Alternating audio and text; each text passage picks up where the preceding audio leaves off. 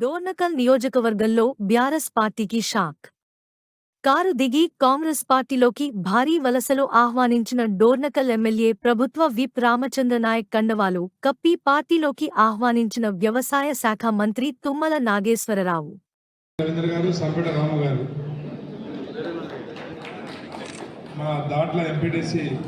సతీష్ గారి ఆధ్వర్యంలో PSCS chairman Dantalapalli Narsulapeta మండలం, అదేవిధంగా సహదేవ్ గారు, గండి వెంకన్న గారు, పంజాబ్ వెంకన్న గారు ఒక్కొక్కరుగా